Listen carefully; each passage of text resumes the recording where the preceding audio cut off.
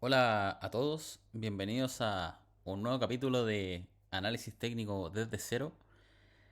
Y en este capítulo, principalmente lo que vamos a comentar son los conceptos básicos a la hora de construir un gráfico, como por ejemplo los tipos que existen, volumen o principio de volumen, tendencia, soporte-resistencia y junto con otros datos relevantes a la hora de la construcción o crear nuestro primer gráfico, desde lo más básico. Lo primero es comentar que es de qué manera está constituido un gráfico básico. Por ejemplo, en un gráfico básico, sin indicadores, sin absolutamente nada de ningún tipo, básicamente se compone de un eje vertical, el cual se muestra una escala de precios, que es la que se ve acá, y un eje horizontal, en el cual se muestra una escala de tiempo.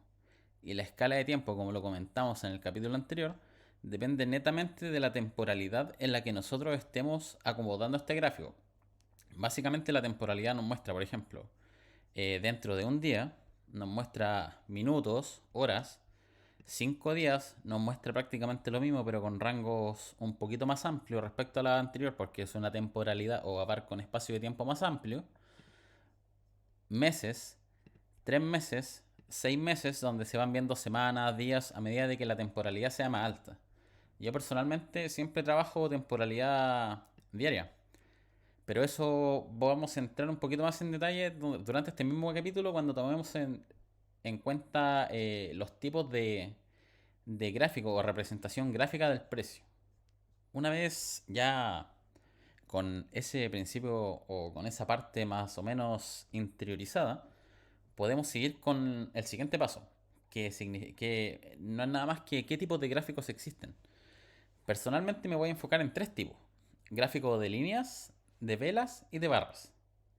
Partiendo con el primero, el gráfico de líneas no es nada más que lo que se ve actualmente acá en la pantalla. Pero ¿cuál es la diferencia respecto a un gráfico de velas o un gráfico de barras? También el gráfico de líneas nos va mostrando una línea continua en la cual se va trazando a medida de que se ejecutan los precios cierre de cada sesión. Por ejemplo, imaginen que no existe una línea continua y tenemos la barra de tiempo junto con la barra de precio y se van generando puntos dependiendo de cada sesión. Por ejemplo, en este caso, que es temporalidad diaria, significaría que cada precio cierre de una sesión diaria se representa aquí lleno de puntos y el gráfico prácticamente me une todos esos puntos para generar una línea con desarrollo en base a lo que va mostrando cada sesión. Entonces, un gráfico de línea, la única información en general o información que nos muestra son la variación respecto a precios cierre desde la sesión anterior. No nos entrega una mayor información. El siguiente tipo de gráfico que existe es o en realidad, el de velas con el de barra son prácticamente lo mismo, cambia su representación gráfica. Por ejemplo, esto es una vela y una barra es muy similar, prácticamente entrega la misma información. ¿Y cuál es esa información? Para mostrar primero con el gráfico de barra. Una barra diaria o una barra o una vela se compone básicamente por cuatro tipos de datos distintos a lo largo de una sesión. El primero es el precio de apertura. El precio de apertura se representa en el caso del gráfico de barras con una línea al lado izquierdo, ¿ya? Que sería la que se ve en la mayoría. Siempre la línea o línea horizontal que se ve desde el lado izquierdo es el precio de apertura. El precio de cierre se representa con una línea exactamente igual pero al lado derecho. Y eso compondría el cuerpo de la barra o el cuerpo de la vela. Y además nos indica dos valores también muy importantes como para el análisis más de sensación o tendencia o psicología durante el desarrollo de la sesión, que son las mechas. La mecha se compone por un precio máximo durante la sesión y un precio mínimo durante la sesión. Por ejemplo, utilizando un gráfico de velas, que es prácticamente lo mismo, pero cambia la representación gráfica como se los comentaba, una vela tiene un precio de apertura que se representa aquí, un precio cierre que se representa en la otra parte del cuerpo de vela. El color rojo o verde depende netamente si el precio apertura es mayor o menor que el precio cierre. Es decir, en este caso el precio apertura fue 60,8, si es que alcanzan a ver en la escala de precios. Y el precio de cierre fue de 62,5 aproximadamente. Como el precio de cierre fue mayor al precio de apertura, la vela que se genera es verde o alcista, por decirlo de alguna manera, pero eso no significa que la variación desde el precio de la sesión anterior sea también positiva.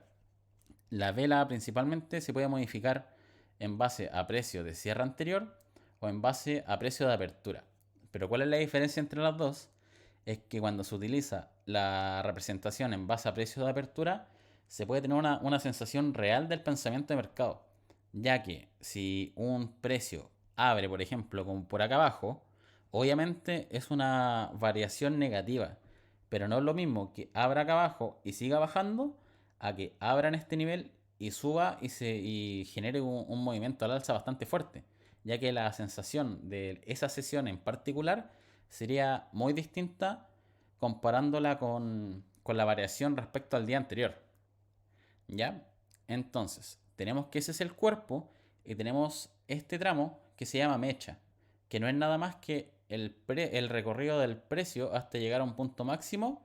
Y en la vela siguiente, por ejemplo, tenemos una mecha hacia abajo, es el recorrido que tuvo como máximo la vela en un precio mínimo.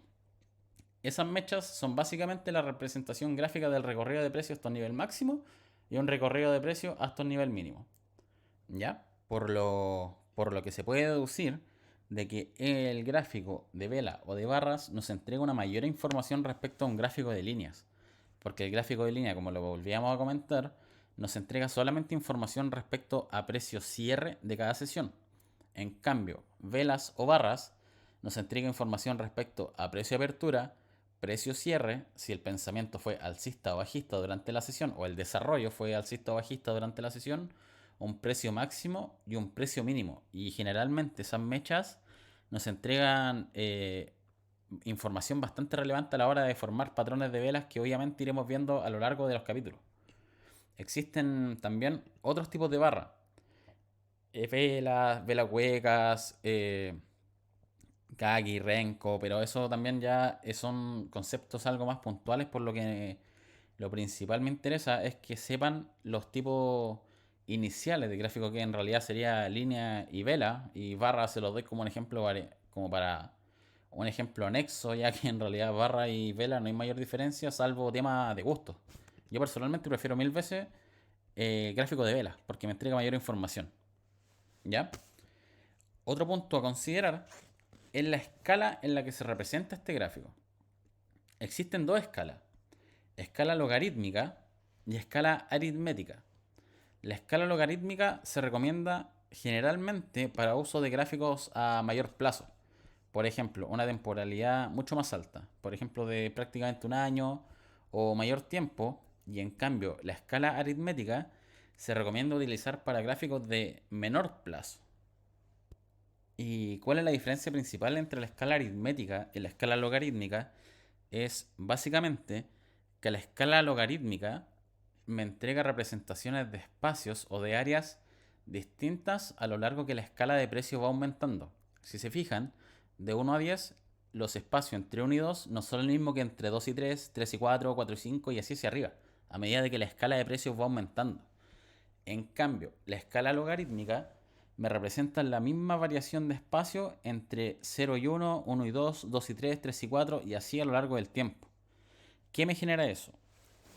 Me genera que, como ven en la imagen, la escala logarítmica muestra la misma variación entre 1 y 2 y 5 y 10. Por ejemplo, ustedes ven el espacio que se recorre entre 1 y 2 y lo comparan respecto al espacio que se recorre entre 5 y 10, es prácticamente mismo. ¿Y debido a qué motivo? Debido a que 10 es el doble de 5 y 2 es el doble de 1. Entonces la variación porcentual real de un valor, por ejemplo, que ustedes compraron a 1 y sube a 2, es de un 100%. Es exactamente lo mismo que si ustedes compraron la misma acción en 5 y la venden en 10, también se genera una duplicación de porcentaje o un 100% de utilidades, y por eso lo representa en la misma distancia entre 10 y 5 y entre 2 y 1. En cambio, la escala aritmética me muestra exactamente los mismos espacios entre 0,1, 1 y 2, 2 y 3 y así sucesivamente. Entonces, ¿qué sucede? Que por ejemplo, si un precio sube de 5 a 10, se genera una utilidad de un 100%. Pero si yo ocupo una escala aritmética de 50 a 55, me representaría exactamente el mismo espacio. ¿Y qué produce eso? Una distorsión respecto a cuál es la variación real en temas porcentuales, ya que de 50 a 55, a pesar de que me recorrió el mismo espacio en escala aritmética, me significa una variación de un 10%. Y en cambio, la variación de 0 a 5, que es exactamente la misma variación por temas de espacio en esa escala, me representa una variación de 100%. Entonces, ahí se genera esa diferencia entre escala aritmética y escala logarítmica. Y por eso mismo se recomienda usar escala logarítmica a lo largo de gráficos de largo plazo. ¿Debido a qué básicamente? Debido a que la escala de precios, como va aumentando a medida de que el tiempo va fluyendo y es lo normal que la escala de precios sea más amplia o, o directamente proporcional con la escala de tiempo, se producen esas diferencias.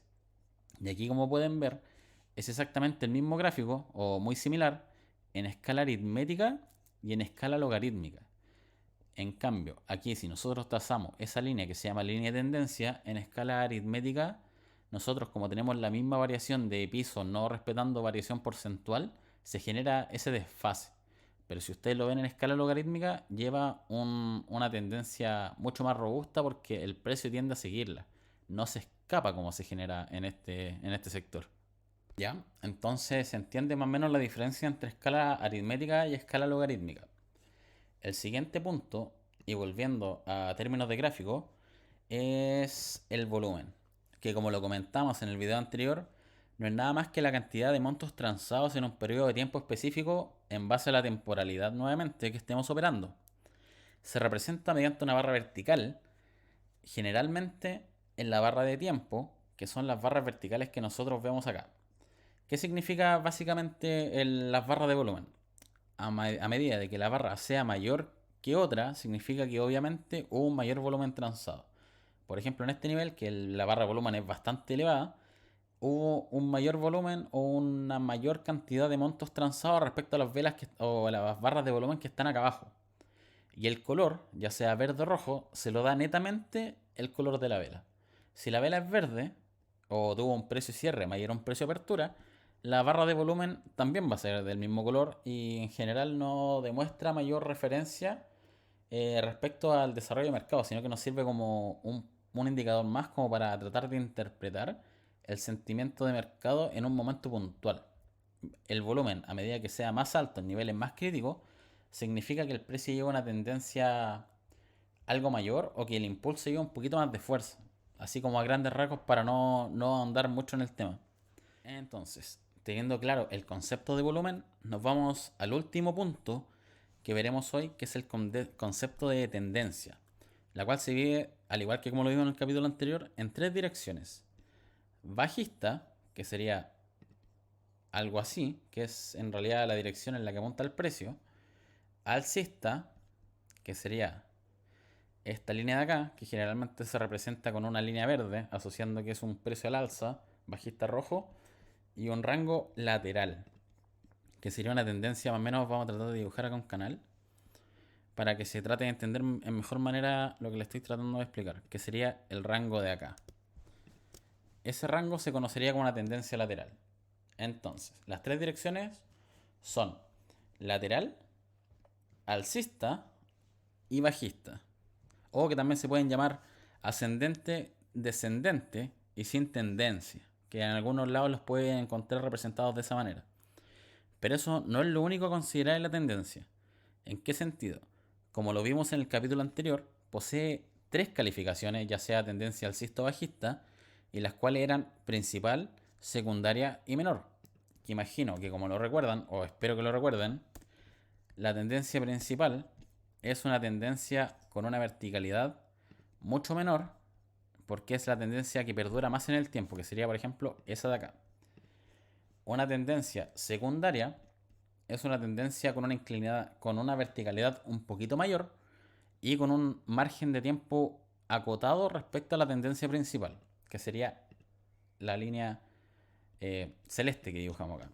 Y una tendencia menor sería una línea ya con un tiempo mucho más rápido respecto a las dos anteriores y con una verticalidad mucho menor, que puede ser bajista, puede ser alcista y así sucesivamente a lo largo que se desarrolla la tendencia principal o secundaria. Y la mejor manera de entender de manera rápida es mirando esto que le estoy representando acá. Pero todo depende de la temporalidad con la que se opere. Em, y dentro de esto mismo, la tendencia posee dos niveles clave, llamados soporte y resistencia. Y donde los valles o mínimos de reacción se denominan soporte, ¿ya? Y donde la presión por comprar es mayor a la presión de vender, o se genera una mayor compra con una mayor venta, impulsando un precio al alza. Y resistencia es todo lo contrario. Son niveles máximos donde la presión por vender es mayor a la de comprar y genera rechazos o movimientos a la baja. Entonces, aplicando bajo el mismo concepto aquí, eliminando estas tendencias, tenemos que soportes serían niveles en los cuales nosotros tenemos reacciones al alza, ¿cierto? Que serían los niveles de acá. Si ustedes se fijan, el precio tiende a respetar siempre el mismo nivel, que sería ahí, ahí, ahí, ahí, hasta que finalmente el precio rechaza fuerte el alza. No es necesario que rechace fuerte el alza, pero si ustedes miran el desarrollo anterior, el precio siempre llega a esta zona donde obviamente había mayor compra que venta y el precio rechazaba el alza y terminaba llegando a esta zona de acá, que en este caso se denominan resistencias y que las vamos a pintar de color rojo. Entonces, el precio en este mini rango lateral o en este mini espacio de tendencia lateral se movió entre un soporte y una resistencia. En este caso, el precio llegó a resistencia, mayor venta, rechazó a la baja, llegó a soporte, mayor compra, rechazó al alza y se fue moviendo así. No sé si recuerdan el capítulo anterior que hablamos de acumulación. Esta zona es tentativamente una zona de acumulación, donde el precio se tiende a mover en rango lateral. Aunque yo me inclinaría por la zona de acá abajo por temas de volumen, pero eso ya es ahondar más en puntos específicos. Después rompió la zona de resistencia, el precio siguió al alza y se produjo un efecto viceversa respecto a soporte-resistencia. Hay un concepto clave que deben memorizar siempre, es que una resistencia, o lo que antes fue resistencia, a futuro pasa a ser soporte. ¿Y en qué sentido?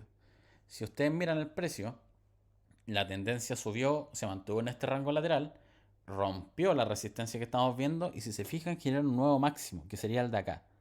Ese nuevo máximo, si lo trazamos con una línea, a grandes rasgos obviamente, el precio rechazó esa nueva resistencia, bajó a lo que era la resistencia anterior y que si se fijan, si nosotros la trazamos, es casi un punto exacto. Y el precio volvió a rechazar al alza, convirtiendo esta resistencia anterior en soporte.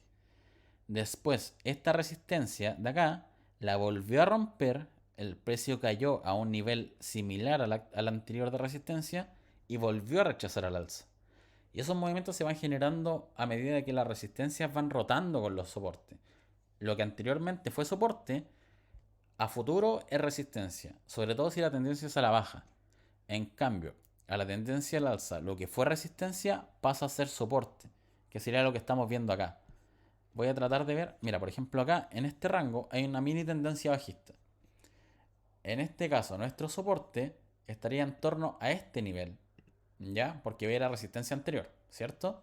Entonces el precio rompió, retrocedió, rompió nuestro soporte, llegó a un nuevo nivel, que sería el de acá, que los voy a marcar. Lo voy a marcar de color celeste para que se entienda un poquito mejor. Rompió ese nivel, llegó hasta un nuevo nivel de soporte, entre comillas, reaccionó al alza y si se fijan, volvió a rebotar en la zona de acá, que era un antiguo soporte por antigua resistencia y volvemos a hacer el proceso inverso. El precio rechaza el soporte o lo que fue soporte, rompe nuevamente el soporte actual que fue donde rebotó y vuelve a retomar al alza, llegando nuevamente a esta zona que era soporte pero que en este momento está actuando como resistencia. No sé si se entiende más o menos. Espero que sea lo más gráfico posible y se pueda entender el concepto más o menos básico de lo que es concepto, o sea, el principio de soporte y resistencia. Hay que considerar que, como lo vimos en el capítulo anterior, una tendencia se mantiene vigente hasta que el gráfico demuestre señales de lo contrario. Entonces, ¿qué sucede en este caso? ¿O por qué quiero hacer énfasis en este punto del capítulo de hoy? Es que, por ejemplo, nosotros delante dijimos que había una tendencia principal, ya aplicando conceptos un poquito más prácticos. Tenemos una tendencia principal a grandes rasgos, ¿ya? Y se generan los movimientos que nosotros vamos viendo a lo largo de la tendencia, que hablando se va moviendo entre soporte y resistencia, soporte y resistencia. Imaginemos que nuestra tendencia principal, imaginemos obviamente, o voy a tratar de buscar una acción en la que se represente mejor un cambio de tendencia. Por ejemplo, CAP.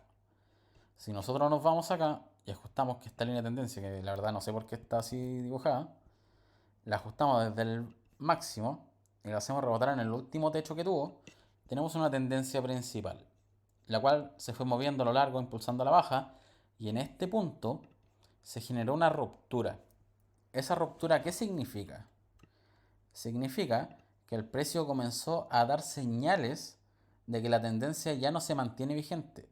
Empezó a dar señales de lo contrario. Esta ruptura es nuestra primera alerta que tenemos que tener presente al momento de un cambio de tendencia. Obviamente influyen otros valores respecto a indicadores, osciladores, volumen, zona donde reacciona y unas variables infinitas, pero principalmente este es el primer indicativo, independiente de los otros indicadores. Y como se fijan, el precio rompió, llegó a un antiguo nivel de resistencia, volvió a rechazar y bajó a este nivel que fue soporte y que debería coincidir con la zona de ruptura y volvió a romperse al alza. Rompió esa resistencia, llegó hasta un pic y llegó a una zona muy similar que es la que se muestra en este sector, estoy dibujando, ¿no? Que fue donde el precio tendió a reaccionar nuevamente. Obviamente todavía está en desarrollo, pero lo lógico me dice que debería reaccionar. Aún así podría reaccionar más abajo y eso depende netamente de, del desarrollo de mercado.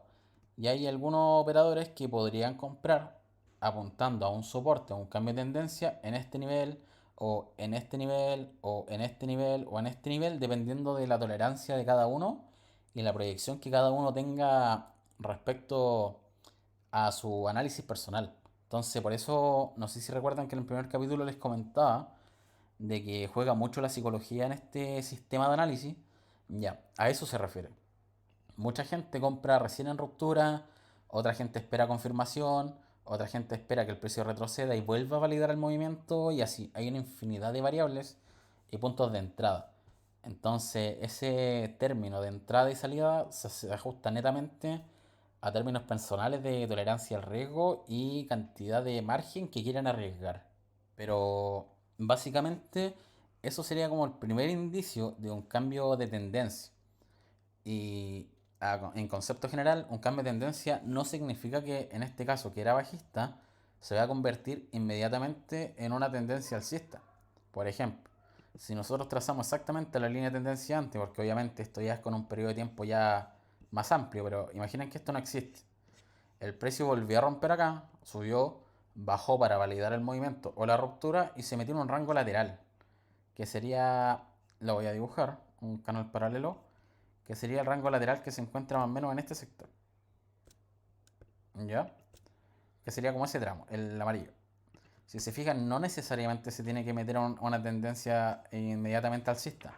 Puede entrar nuevamente en un rango lateral y después volver a ser bajista para finalmente partir impulsando un movimiento alcista dependiendo del punto donde lo vean.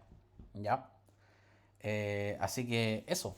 Espero que haya quedado más o menos claro lo que tratamos de plantear hoy día. Y en general, hoy conocimos puntos clave en la confección de gráficos.